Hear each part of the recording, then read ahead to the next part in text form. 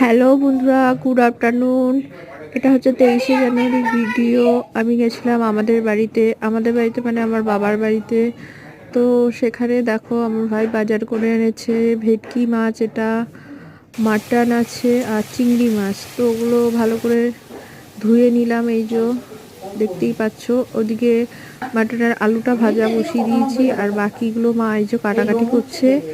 তো ওগুলো মিক্সি করে নেব। আর এদিকে আমি আলুটা ভেজে তুলে নিয়ে পেঁয়াজটা দিয়ে দিলাম আর সব কিছু বেটে নিলাম। এই যে আদা, রসুন, পেঁয়াজ, টমেটো নিয়ে ভালো করে পেঁয়াজটা লাল লাল করে ভেজে নিলাম। তারপরে মশলাটা দিয়ে ভালো করে লাল লাল করে কষালাম। যত মাংস কষানো হবে তত টেস্ট হবে। আর মশলাটা তো ভালো করে লাল লাল করে ভেজে কষিয়ে নিলাম, নিয়ে তারপরে এই যে মাংসটা দিয়ে দিলাম, তোমরা দেখতেই পাচ্ছ। তো এই যে অনেকক্ষণ ধরে মাংসটা কষানো হয়েছে। তারপরে এটা শেষে আমি প্রেশারে 5টা সিটি দিই। মাটন আমি সবসময় প্রেশার কুকারে দিয়েই করি। তো এই যে ভালো করে কষিয়ে নিলাম অনেকক্ষণ ধরে। তারপর আমাদের একটা ভাজা মশলা থাকে, সেটা নামানোর সময় দিই।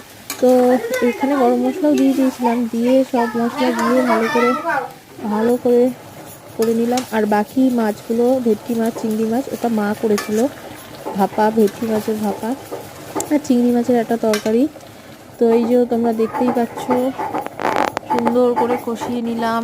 কষিয়ে নিয়ে গরম জল দিয়ে প্রেসারে সিটি দিয়ে নামিয়েছিলাম। এই যে আমি রান্নাটা করছিলাম।